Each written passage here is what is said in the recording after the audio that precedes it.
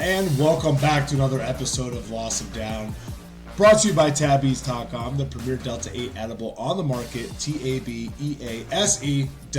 Make sure to use promo code football for 20% off that order, as well as free shipping.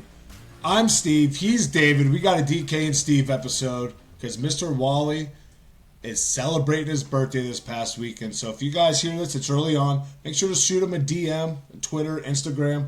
Wish the man a happy birthday, because he does a lot here for the podcast.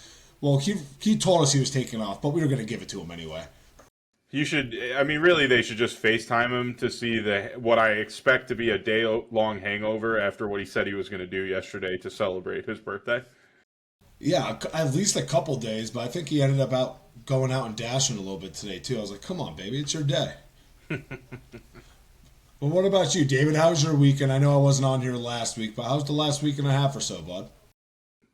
Pretty good. I honestly, as you asked me that question, I couldn't remember what I did this weekend, so good.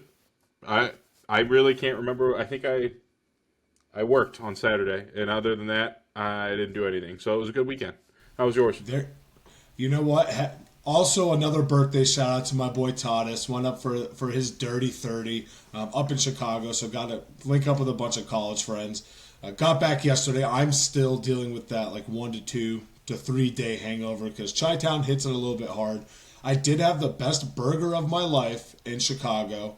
The Fairfield Inn and Tavern, right in Bucktown area. If you guys ever want to go check it out for yourselves. Reach back out to me. Again, shout out to my boy Tadas. It's right at the end of his street. He claimed it was the best burger he's ever had, and then me and Kylie had it. It is indeed the best burger I've had. It's like Five Guys on steroids. I feel like that's even disrespectful calling it that because it's a chain restaurant or because Five Guys is. But the embarrassing story that I had here on the way back to Chicago, I was alluding to, me, a 30-year-old man, allegedly, on the way back to Chicago, an hour and 10 minutes in, no gas on the highway. My car just stops. What?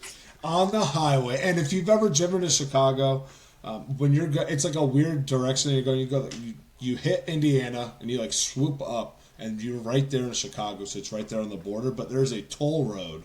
It's probably a good 40, 50 miles.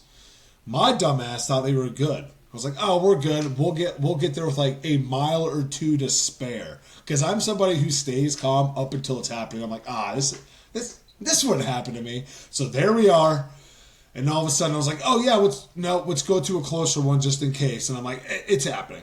It is happening right now. So I have to get all the way over. Obviously pull off a little bit more off the road just for the safety precaution of it. But of course, the luckiest man alive, there was a cop on the other side that had pulled someone over maybe a quarter mile up, and we were going down a hill, so he was up there so he could see me. And he was quick too. I turned around and there he was right behind me. He was like, yeah, I can go run you up and get some gas. Runs me up. I was 2-3 miles away from the gas station. I was right there. It's like, yeah, I can do it quicker than AAA. Takes me, brings me back. I think it was a 25-minute ordeal. I was back, and that is so fucking lucky. That is unbelievably lucky. I get anxiety. Yes. No. It gets Did you run out worse. Again? No, I didn't. The thing, I guess it doesn't get worse, but to add on to the lucky factor is when shout out to my man, Officer McCormick. A lot of shout outs to the first 2.5 minutes of the pod, but you got when it's due, you got to shout him out. He works that section right there of the toll bridge. Like, yeah, I was using my section for the past 21 years. You're really lucky I'm here because I'm the only cop in the 42-mile stretch that they have here. So you are very, very lucky that I was here. I was like, Officer McCormick, when the stars align, the stars align. Good thing I didn't have my Packers hat on that day. That is absolutely insane. I get anxiety when my gauge gets below 100 miles till empty. I pull off and get gas. You're a psychopath. Waiting till the very end. I am, and because this is how you can test how well you know your car, right? You take those sharp turns, or when you're parking, and see how close you can get to the car to really feel it. This was another part. I was like, okay, let's see how serious they are, and I do want to call them out. I'm tired of showing. It goes from 48 miles down to 40 to 38, but then it just says low. And that's where the gambling game comes into play. I need an exact not like numerical amount of miles that I have on my car because maybe I wouldn't take that risk then. But at the same time, I was just in the tail end / the heart of toll bridge country, so I wasn't gonna find one. And I remember passing one like 20 miles before, and I was like, "Gee, Kylie, haven't seen a gas station sign here for a while." And we got through it though. We got through it, and then we had to make another stop to get gas, then another stop to get McDonald's, and another stop to go pick my dog up. So a 5.5 to 6 hour day actually turned into like an 8 hour day, but still, it was a horrific, and I'm a moron. That would give me so much anxiety. God bless. Yeah, shout out for the weed pens. Those helped me kind of calm the nerves a little bit. But man, that was and of course, I just got a new car last April.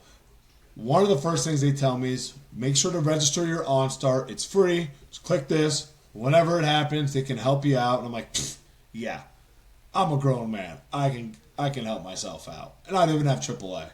And of course, man, do I need AAA. Man, did that me not signing up for OnStar really bite me in the ass right there. But you know what? You live to learn. And as long as I learn something here, then I'm okay. I'm okay with this failure. God bless. That's all I have to say. Again, it was Take us into the question that you were pondering while on the road out of gas all weekend. Without the AC too, which kind of leads it into it perfectly. The question of the weekend in Chicago here. I don't know who had saw it. I think my buddy T had seen it and was just kind of asking everybody because we're rolling like 15 deep here. If someone offered you $5 million cash right now, but the trade-off is you can never have AC again, would you take the $5 million? And you got to think here, $5 million straight cash in your hand. I mean, you could do a lot with that. Or I would be inclined to do a lot to receive that money, I guess is what I'm saying. But David, we're the big boys here, so I know this is a super difficult question, but what were your thoughts on it? I keep going back and forth. So like $5 million's a lot of money. You could that's like fuck you money even today with all the inflation. That's still fuck you money. You just put that in the bank. You live off the interest. You call it a day. You still work a job to earn your play money or whatever. But $5 million might not be enough for me to move and start like a whole new career. And I say move and start a whole new career because, like, if you can't live without AC, I want to move to, like, I don't know, Green Bay or, like, San Diego or San Jose or somewhere where the drop-off from Green Bay to San Diego is hysterical. But like, Green Bay, right, you're far enough north to where you're probably, the most you're going to see is, like, 80-degree summers. Like, they're not approaching 100 degrees. They're too far north. At least I think. And San Diego, San Jose, you're getting hot days, but you're not getting, like, humidity. So, like, you can live with fans on and not, it's not sticky. It's just, like, dry 78, 80-degree heat. Misters are okay for the record. We've had that talked about. You can get, like, a mister. Oh, interesting. That's clutch right there. That's a game changer. I don't know. AC is so hard to give up, but like $5 million, could I do it? Probably. Like you invest, you become the biggest. Harder to give up. Yeah, you invest big in fans and go from there. Right, or you can get, like monolithic domes are really big. That people are like the way that they're building these houses. They're more of like almost sphere-like, where everything circulates a little bit better. You could do that, or even like I wouldn't move from Columbus. I'd move from Columbus in like the summers. Or no, I guess I would stay. See, that's where it's difficult. Maybe but like to your point though, like August or October. Take $1 million, December. Build a house that sheds heat. Like, that's actually well insulated, well built. The windows are already tinted, and you don't get as much as much heat inside. I don't know. That's a lot of money to turn down. Or I could just move to Europe. They basically don't have ACs anyway, and they all Here's just a go with fans. And here's a question for you. Can I still have the cooled seats in my car? see, I don't think that one was tossed around, but there's ways. Like I've been hot, like in a college house or something. The AC doesn't work, or we're just poor and don't want to pay for the AC. I have put my pillow inside of the freezer for like half an hour and then just cuddled it to sleep. Like I think the cool seats would be okay. Also, fuck you for having cold seats. I thought I had that, and I was blasting the heaters in like the middle of summer when I first got it last. I was like, "Yep, these are not cold," but there's only one way to find out. That's good. I didn't have a definitive answer. I think if I had cooled seats, I think I could live. I think I could make it work. I think just depends on where you live. Because after today, in Akron, it was humid as hell, and it was sticky, and it was terrible, and I was sweating like all day long. And I'm not sure I could do that 365 days a year, but one day here or there wouldn't be bad. It's all about where you live. Well, you'd also really wouldn't have. You could just get another house somewhere else and just rock Cleveland for like 6-7 months out of the year, like before it gets really bad in the winter, and then you can go somewhere where the winters are like really mild, like maybe Raleigh or North Carolina, South Raleigh, Carolina.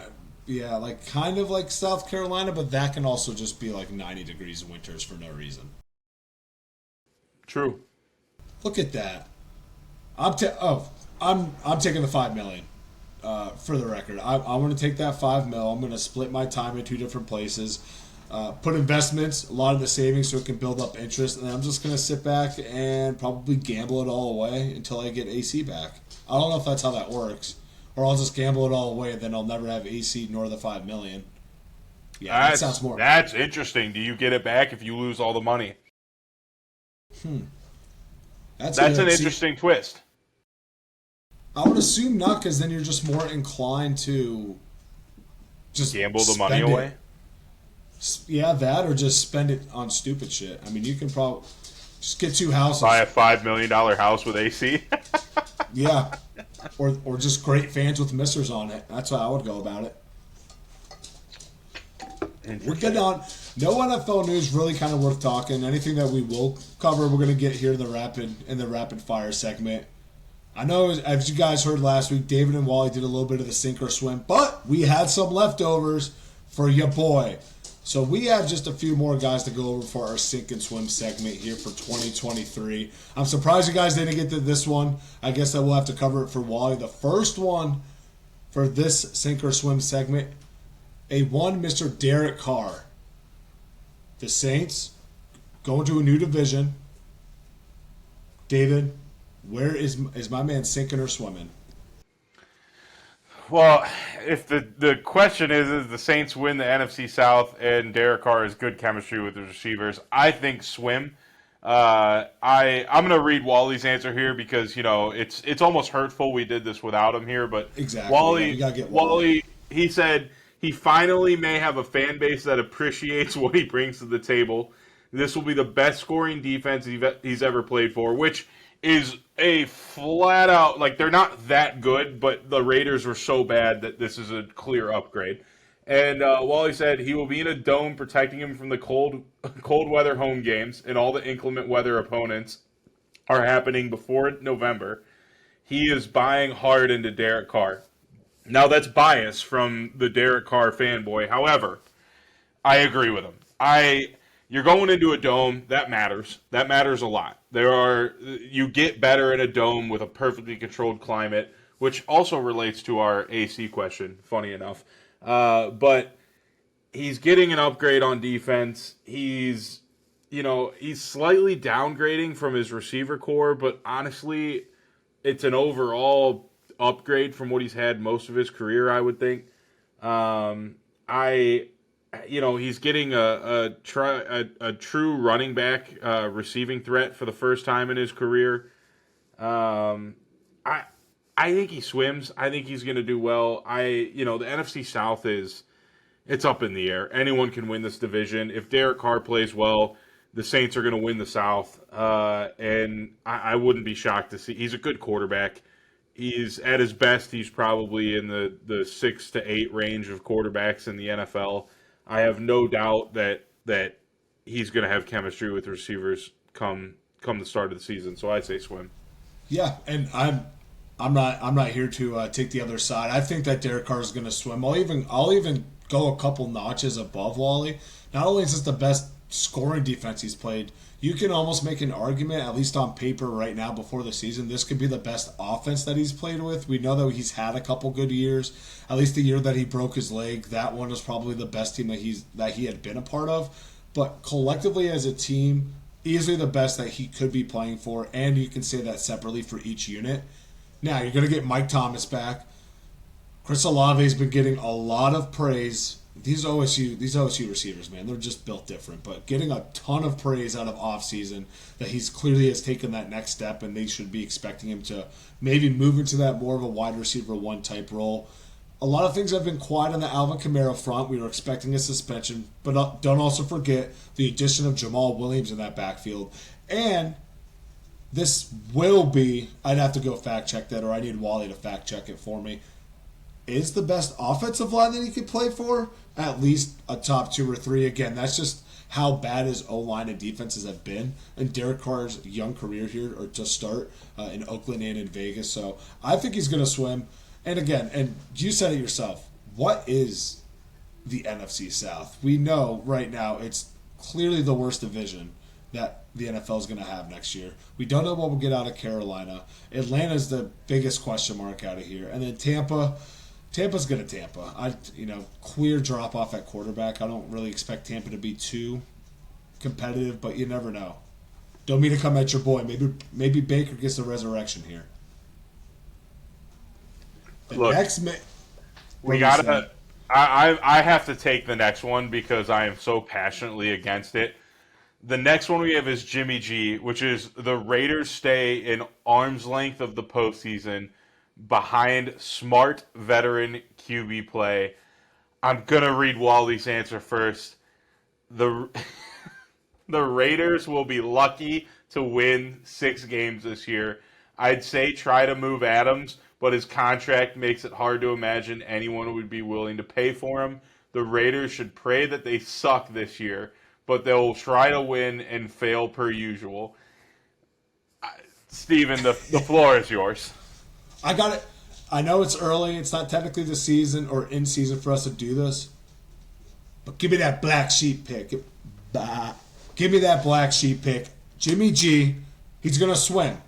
You want to know why? He's going back to McDaniels. That's his offensive coordinator in New England for so long. He understands what this offense is like, what the playbook's like, the scripting is like. He's going to fit in like a glove. Now, again, I think there's obviously going to be question marks on the offensive line here with the Vegas Raiders, what they're looking like, but you don't need him to be a world beater, right? You need him in an Alex Smith type role when he was in San Francisco, or tail end of San Fran, Kansas City, and then what we were seeing there in Washington before he had retired. That's what Jimmy needs to come back to. Now, when I say swim, I don't think he's going to go for 4,000 plus yards, have like 28, 30 touchdowns. No, but I think that he'll have a good Jimmy G season, enough to the point that people are going to say this was a great sign, this, that, and the other, and maybe they shouldn't be worried about drafting a quarterback. All in all, they should be worrying about drafting a quarterback. But you got Josh Jacobs that you can continue to feed. You like Devontae Adams. You're not expecting Hunter Renfrow to be as injured as he was last year. I think that Jimmy can just have a solid year, and that's good enough, solid enough to swim and not completely sink. He's doggy paddling though, still swimming. I'm with Wally here. It's a sink, and it's a sink because QB wins are not a QB stat, and Jimmy G is the most overpaid, overrated quarterback maybe in history when you talk to his stands, and he can't play. He's literally average at best, and he's played for Bill Belichick, Tom Brady, Patriots, and the Kyle Shanahan loaded everywhere but the QB position 49ers. I'm with Wally here. I think the Raiders are a 6-win team. He's sinking. he's not staying within postseason contention. I also think that they could be a 6-win team, but with just like slightly above average quarterback play to keep Jimmy's head above water. I just wanted to clear the air. I don't want people thinking I'm marking them down for like a 9 to 10 win season. But somebody who got ahead of that curve last year and won, Mr. Geno Smith. I'll stick it here with this one. I think I speak for everybody. Wally, swim. Yep, that's his guy. But yeah, how can this man not swim at this point? He's got another year in that offseason program, another season under Pete Carroll, now as the full-time starter, now really starting to get in the groove of things. And man, I wish Green Bay's front office would take some notes like this. What do? First round, they get him another weapon to what was the passing offense with the 12th most yards, passing offense with the 7th most touchdowns, and a passing offense with the best. That's the best. It is not, I'm not pulling chains, the best completion percentage in the NFL last year. What do? You add somebody, a freak like Jackson Smith and Jigba to your room, inevitably you're going to be pushing out Tyler Lockett here if it's not traded mid-season by the end of next year or the offseason, he'll be gone. But don't forget about, you got Kenneth Walker back there that strides that defense made. So as a whole, I think they're going to be great. For Geno, I absolutely think he's going to swim, and I go as far as saying he'll have a better year than he did the previous. I completely agree. I was out on Geno last year. I admitted probably 13 straight episodes that I was wrong. If he plays, even if it's a fraction worse than last year, with that offense, it's still going to be incredible. You've got Kenneth Walker, you've got an incoming second round running back pick to take some weight off of Walker if he gets hurt or anything like that. And then, to your point, the receiver group, right?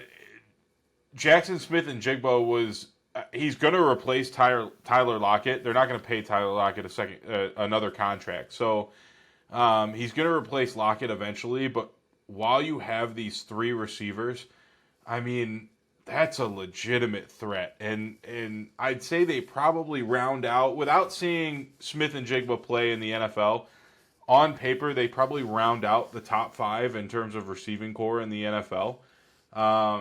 Whether it be 4 or 5, they're definitely not 1 through 3, but they're right in that contention of 4 and 5.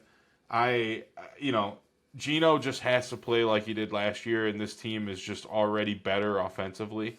And if they start the season defensively like they ended the season last year, they're going to be in the playoffs without a doubt. So I'm really excited. I think Geno Smith is a swim for sure. Last but not least, my former boy, Mike McCarthy. Could this be the year that they potentially make an NFC Championship run, or at least do something in the playoffs? I think, was it last year? That was the first time that they had a playoff win in like quite some time, and then they went and just completely first time they won on the road in the playoffs in like 25 years. Something ridiculous came up. But Mike McCarthy, head coach of the Dallas Cowboys, do you believe that he's going to sink or swim this year, David? I think McCarthy should get almost no credit for any Cowboys success. And I think if Dan Quinn leaves, it's a hardcore sink. And if he stays, which he likely will, McCarthy will swim, but it's not going to be because of McCarthy. It's going to be because of the mix of talent on the team, on the roster. It's going to be Quinn's phenomenal defense all year long. I think of how weak the NFC is outside of the Eagles and the Niners, and the Cowboys can definitely make a run to the NFC Championship. All it takes is, one bad game from maybe the Niners or the Eagles that takes them out of the playoffs, and you're looking at the Cowboys in the NFC Championship. I'll bet against it because it's the Cowboys, and you just always bet against the Cowboys. But if we're really being honest with ourselves, I'd say swim for sure. No, and let me read up what Wally said, because I agreed a lot with Wally on what he said, as well as you, because I think we're all three in agreement just in general. I need locked up because I believe the Cowboys can get to the NFC title game. The only hang up could be having to go to the link in the divisional round, but I'm choosing not to think of that right now, and I'm just roster baiting instead. There you go. Great. It's almost that time of the year where you get to run through the league again. I love it. That's Wally's 2 cents, and I'm very much with Wally on this. I Cowboys are definitely going to be making the playoffs. And I think that they can make a run to the NFC Championship game. Absolutely. It's just going to be a rematch of last year, or it's just going to be Dallas, maybe Dallas San Fran, because that seems to be the premier playoff game, going into what would be 3 straight years that they're playing each other. I do want to say this, though. I'm kind of half and half with you here, David, but when Cooper Rush is winning, it's not really because of Mike McCarthy, because that was doing okay.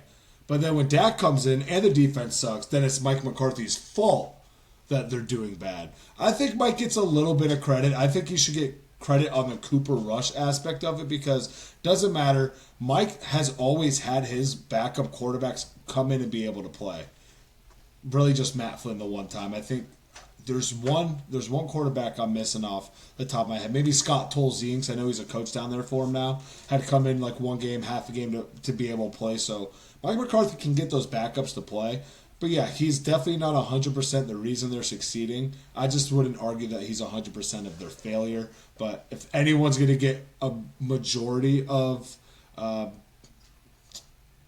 credit, it's going to be Dan Quinn, and I completely agree with that. But I think that Mike McCarthy can swim. I think that he can get it done this year, and finally get Dallas to have some hope. There's a difference of having hope, making the playoffs and lose. But if they go on a run, now the Cowboys fans are going to be even worse than we possibly could have imagined. Oh man, I can't believe I'm at the point. Wally and myself and you, I think we're at the point where we're about to see a Dallas Cowboys Super Bowl victory, Super Bowl appearance potentially. I'm just No saying. chance. No I'm chance. just saying. Last thing, not sink or swim. A nice little debate that everyone kind of saw circulating on Twitter. I don't know if you guys have been able to. If not, don't worry. We do have you covered. But there's been a lot of question about the Jalen Waddle versus T. Higgins debate. What their stats have been over the past 2 seasons. So essentially, T. Higgins, second and third season, Jalen Waddle's rookie and second year. Let me get it up on here on the screen in case that you guys haven't been able to see it yourselves. We'll have it right here if you're watching us on YouTube. If not, we'll make sure that we'll get this posted on our Twitter just so you guys can at least have eyes on it. But here are the comparisons for T. Higgins and Jalen Waddle.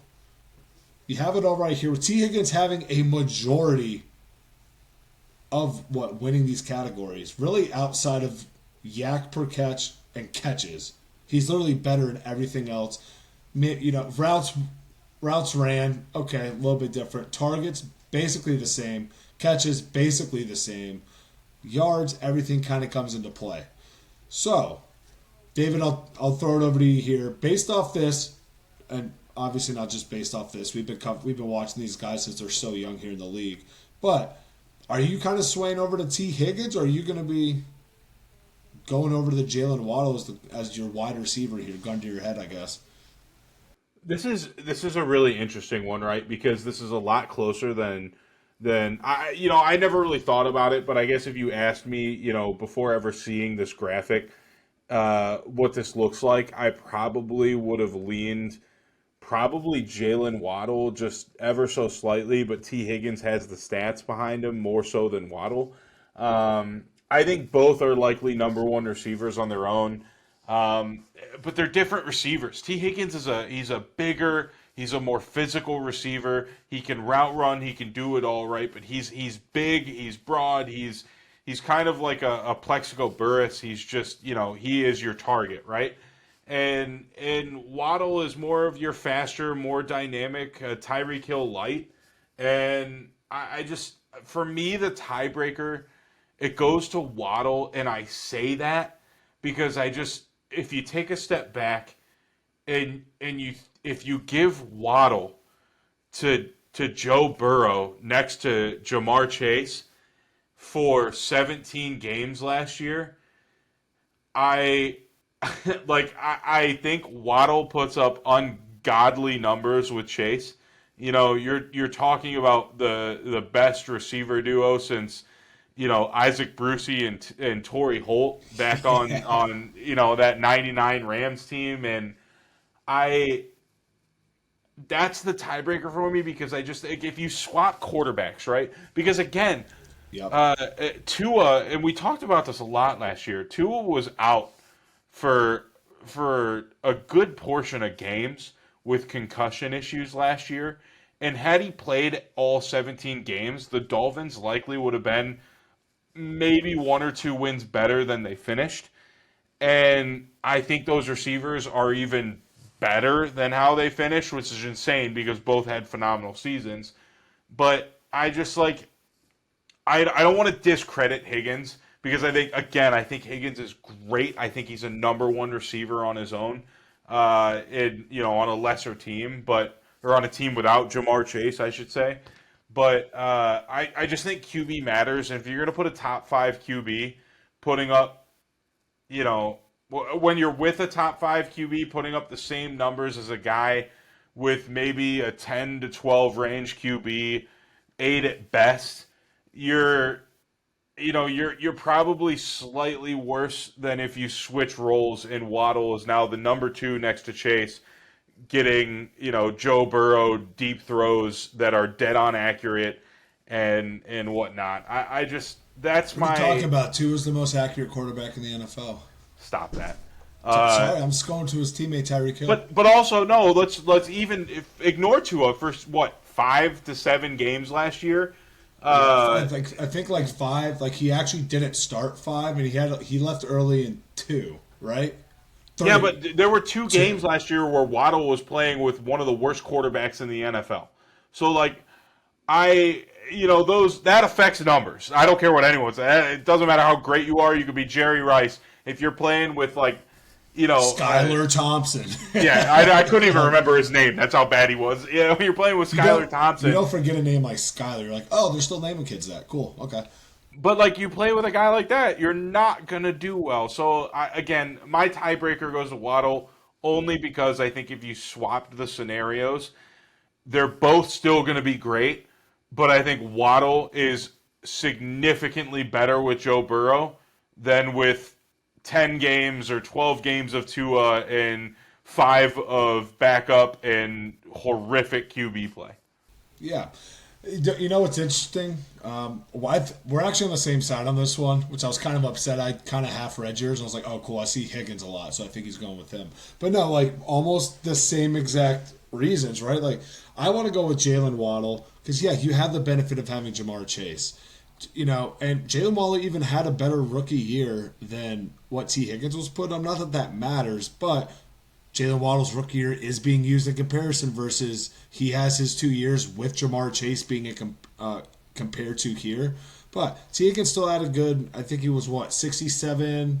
Should be right. It was like 67, 908 yards and like 6 touchdowns. Jalen Waddle hit over 1,000. Well, Joe Burrow was out. Yeah, well, he has Tua, who gets sneezed on and leaves the game because my man's just a tiny little fragile dude.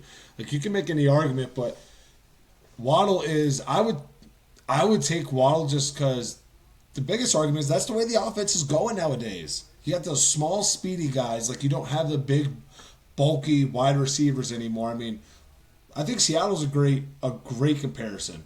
When you had those smaller wide receivers, that's when it was hot. Oh, Doug Baldwin, Tyler Lockett. Oh, we need a big guy, DK Metcalf.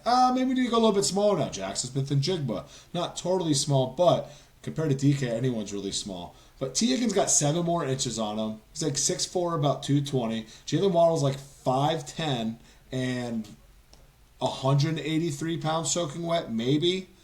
Like to your point, they're two completely different wide receivers. I'd make an argument T. Higgins would be more successful in Miami than Jalen would be in Cincy, just because I think that makes their team just kind of like that small, little shifty guys. It's like, okay, I think that we can plan it. But with T. Higgins being with Jamar Chase, now you have to cover the whole field. Not saying you can't with them, but you got somebody who can go over top. Jamar Chase can do whatever the hell he wants. Oh, yeah. We forgot about this Tyler Boyd guy, too. Hayden Hurst didn't do too bad last year as well. So I think Jalen Waddle has it simply because T. Higgins has everything else for him. He's got the height, he's got the weight, he's got the quarterback. The only thing that Jalen Waddle has the advantage of is he has a way better play calling coach who's going to scheme him up to get open. I know I'm preaching to the choir to you because I know you're a big Zach Taylor guy, but Mike McDaniels, God, just imagine Jamar Chase and Mike McDaniels' offense. Think about that. Forget Jalen or T. Higgins. That's all I thought about. Mike, if you combine these teams and you shed the fat, it's the most unbeatable team in history. Yeah, no, that's not a hot take. I'll be with it there. But I know you hear this coming up, David. You thought you were going to get away from it because Wally's not here?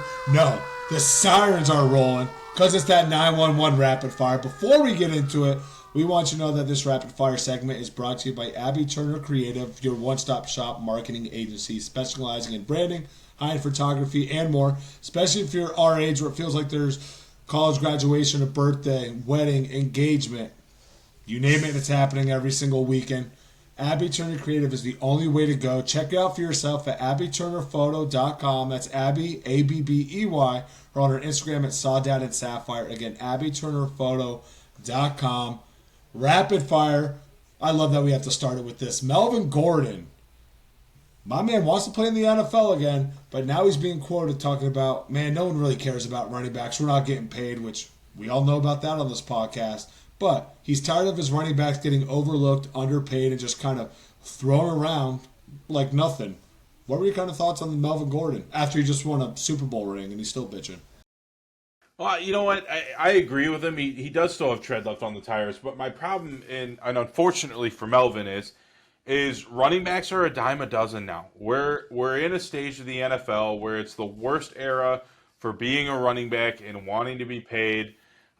Most starters, and again, not all, but most starters in the NFL right now can be replaced by a fourth-round draft pick. Their production can be replaced. We've seen it time and time again, and there's probably only 4, 5, maybe 6 running backs that are worth, if you could go back, are worth like a late first-round pick, maybe a mid-first-round pick. But we're just not in the running back era anymore. And we've talked about it over and over and over again, but it's the least valuable position on the field. It can be replaced mostly easily. I feel bad for him, but if you're trying to get paid and you're not trying to just earn a vet minimum or $1 or $2 million, you're not going to get signed. If Melvin wants to earn $2 million signing for a team, he'll be signed like that, but he's not going to do that. So it's unfortunate for Melvin. It is what it is. I think with Melvin, like, he specifically has been getting screwed. He didn't, if I can remember correctly, he didn't really get paid once he went to Denver because at the time San Diego wasn't going to pay him. It's not like he got really overly paid when he went to Denver. I'd have to look at the contract again. I don't think it was that bad. It wasn't that bad. But yeah, maybe like I want to say it was like the 8 to 9 mil. But you got to be happy with that, right? Because Melvin Gordon, I feel specifically, is just getting screwed on it. Because then he just kind of goes bouncing around, gets cut by Denver, goes to Kansas City. That's running backs, and all of a sudden you kind of get forgotten within just 6 months. But look with just in the Chiefs organization, you want to talk about how replaceable running backs are? They've already done it twice in the last 3 seasons. Everyone was so high on Clyde Edwards-Helaire, the kid out of LSU. All of a sudden, the Isaiah Pacheco, a 7th rounder, came in and led him to the Super Bowl at that part. Don't forget about Jerick McKinnon that they had in there. I mean, look at what the Dalvin Cook situation. Alexander Mattison's a 3rd round running back that's just turned 25, right? Look at Tony Pollard in the Zeke situation. It's just inevitable, but these guys still think that they are that running back that's going to change everyone's mind. No. Shout out to Lev Bell, because he's the one who started screwing you guys when he wanted to sit and not get his money. Then when he got overpaid, people were like, oh, maybe we shouldn't really start overpaying these guys. And now all of a sudden they start ticking down a little bit. So, sorry, Melvin, that's just the lay of the land, baby. If you want to, you can still get millions of dollars riding the bench on a league minimum for the next probably like 4 to 5 years. I'd start doing that. Speaking of running backs, though, Dalvin Cook. The Dolphins are what seemingly are the favorite team, but maybe can't figure out the salary situation. Jets and Patriots in the mix. He wants to play with D Hop, but ultimately he wants to play with a contender, which is I'd like to say is different than what he said like right when he got cut by the Vikings. He said, he was basically what was coming out is that he wanted to get paid, and the Vikings took the route of, look, we can't logically pay you, so if we can't pay you, we'll cut you and we'll save on cap. I, Steven, what do you think? I'll lay out the floor for you first. It's literally almost like following up that conversation, and even him walking it back. You're just in the reality as a running back that you're going to get to a certain point extremely quicker than or sooner rather than later. That you're just going to be going for your best contract and not your best spot. If you just go to the best contract and it just so happens that they're contenders, then you got a nice win-win. But you're going to have to be able to weigh your differences because you can't get paid and go to a contender right now, especially if that contender is going to be Miami. You're seeing the Jets and the Patriots on there. The Jets, yeah, but there's also a lot of mouths to feed. They're definitely not going to pay you money. Then you got the Patriots who you could take that risk. Maybe they can sneak into the wild card. But then again, Miami's going to be your best bet. Seems like everyone in the AFC East is really just going for this guy. The Dolphins are going to be your best bet. Yes, you have a lot of mouth to feed. You're going to get a good contract. Out of all three of these, that's arguably going to be your best spot to making it to the Super Bowl. I think New York would be, but then again, it's MetLife in that stadium and that turf. Anything can happen within the next 6 months there. On top of, we'll get to it here a little bit later with the curse, but. Dalvin, just go to Miami. It's checking all of your boxes. You'll get a decent contract contender. You're going back home. You'll get to be warm. You're not stuck in Minneapolis, Minnesota. Talk about polar opposites of weather that you're dealing with. And you're not going to be able to play with D-Hop either, man. Just go get a decent contract and go get a ring. Yeah, I mean, he said he wants to, like, he's now coming out saying he wants to play for a contender, right? And that, quote unquote, the money gon' come. But I have to imagine he takes the biggest contract offered to him with any team that has a reality of sniffing the playoffs this year. I find it hard to believe he went from wanting a big contract to being fine with whatever happens as long as he's on a winner. The Dolphins is a phenomenal scenario for him, but what nobody's really talking about is the Dolphins went out and they got running backs. They got solid but not phenomenal running backs like Raheem Mostert and oh god, who else do they have?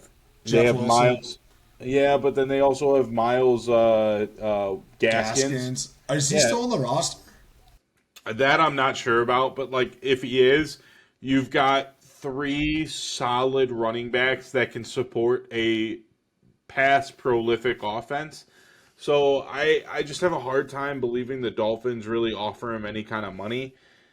The Jets seem like they're in like a 2 year all in window. So I have to imagine they all end up offering him the most money. I wouldn't be shocked to see him go there. But at the same time, the Jets have Breece Hall, who's got a very very very promising career coming up.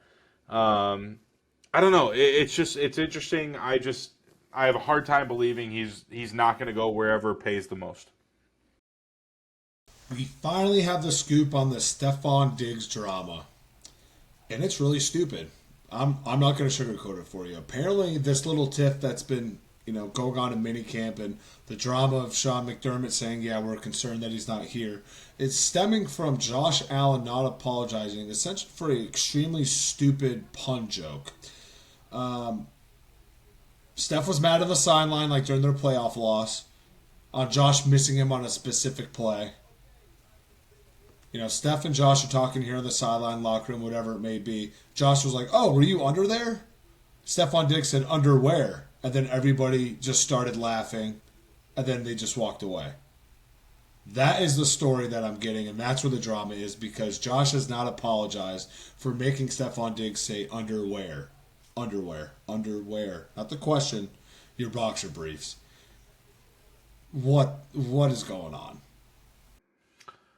Okay, but I need you to explain to me, like a 5-year-old, what this pun is because I Like still don't underwear. understand.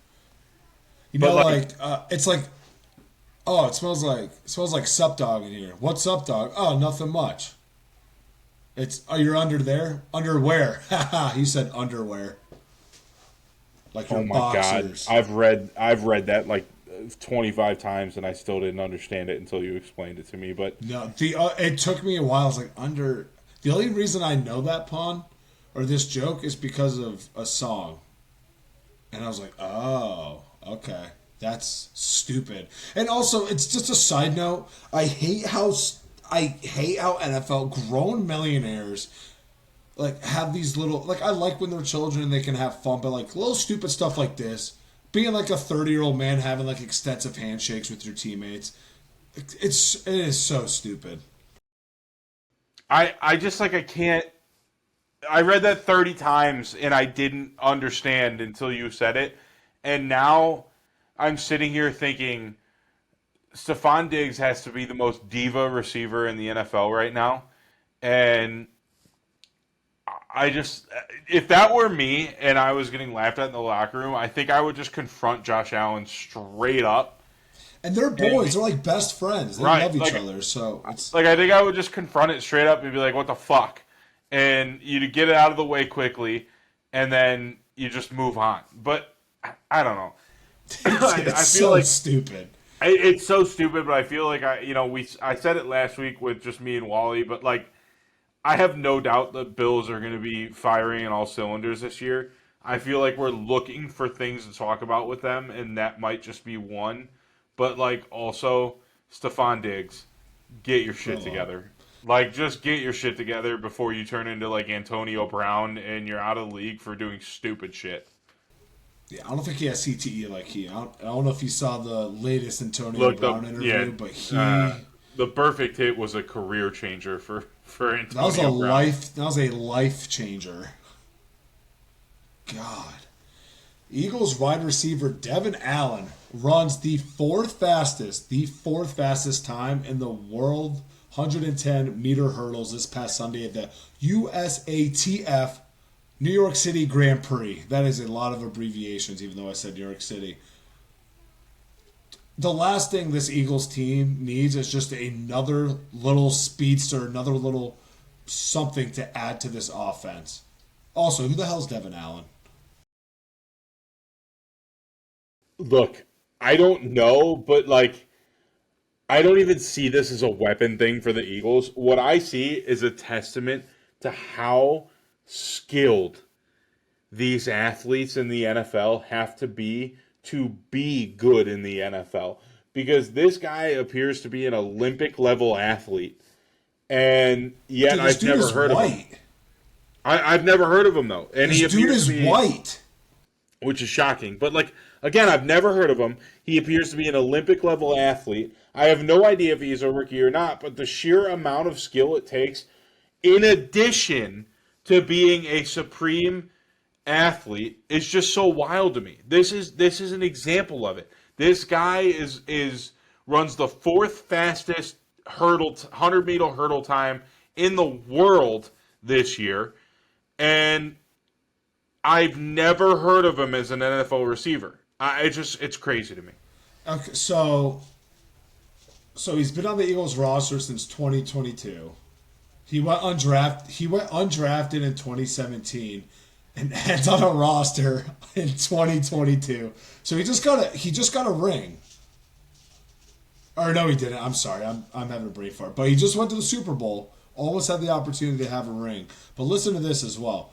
NCAA 110-meter hurdles champion in 2014, a three-time U.S. national champion at 110-meter hurdles, 14, 16, and 18, so three times in a 6-year span, and the Diamond League champion for 110-meter hurdles, 2021. So this guy, he's got to be a special teamer. Why That's is he why. playing in the NFL though? Like, if you commit to the fucking track and field career, you might actually earn more money over time. But that again, that plays into my point of how skilled you have to be as a receiver, or at really any position in the NFL. It doesn't matter how athletic you are. you have to be so skilled to make it, or to be good, I should say, in the NFL. Yeah, this guy, they literally have to have him on just like kickoff return. And they're just like, just go down there and pop somebody. You're going so fast, you'll be able to hit him hard. But man, that's wild. Let's keep it on the wide receiver train, shall we? Devontae Adams has his assault charges dropped, but there is still a civil suit that is pending. Cameraman claims to have suffered whiplash, headaches, and possible concussions. Even though Adams apologized to the media and on social media following it, which was caught on camera, he tried to reach out to the photographer on Twitter. It's just, just settle it. It's ridiculous. I know I've had a lot of Devontae jokes about just how hard he was pushing him. I'm surprised the guy didn't die. But really, I hope the same result comes from the civil case. Like, this dude is somebody who is independently hired, like an independent contractor hired by ESPN. Essentially, I don't really think anyone has any liability. Maybe ESPN would, maybe Arrowhead would. I don't know. But it's so stupid. If I think this guy would have just played it cool, he actually could have gotten something, because the way this is going, he's going to get nothing. And he could have gotten something if he just would have played it cool with Devontae. I'm right there. I'm all for suing for damages in various aspects of life where you've actually been hurt or you've actually been affected in some way. But this is so clearly a money grab that I just don't respect it. I mean, this guy at worst, got a concussion. Unless this is like the ninth concussion of his life, that's nothing. It's a tough go through. Concussions suck, but like, this guy he's not suffering because of one concussion. It's just so clearly a money grab. And to your point, if he just owned it and said, hey, thanks for reaching out, Devontae. Like, is there any way I could get, some memorabilia or shit like that? This, he would have ended up with probably more in the long term than what he's going to end up with. I don't know what the civil case will end up saying, but like, I find it hard to imagine a judge and a jury, if there is even a jury, would say, hey, as a cameraman on an NFL sideline, you're right, this NFL player running into you unintentionally is definitely cause for you earning millions of dollars in retribution, right? I have a hard time with it. I think it's a money grab. I think it's stupid, and I hope the cameraman loses the civil suit too.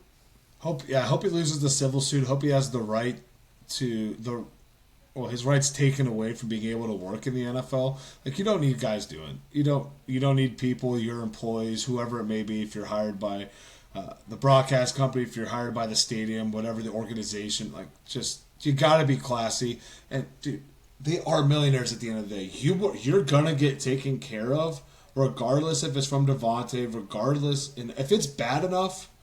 If it's bad enough, okay, obviously this makes sense, but the home team will take care of you. Devontae is gonna get you taken care of. You could have gotten some sick box seats, maybe an autograph, maybe. I would have been like, yo, just take me out to dinner, and we got to hit the Vegas Strip, Yeah, and then we just like hang out with me for a night. Like, yeah, there are a lot of ways to avoid this.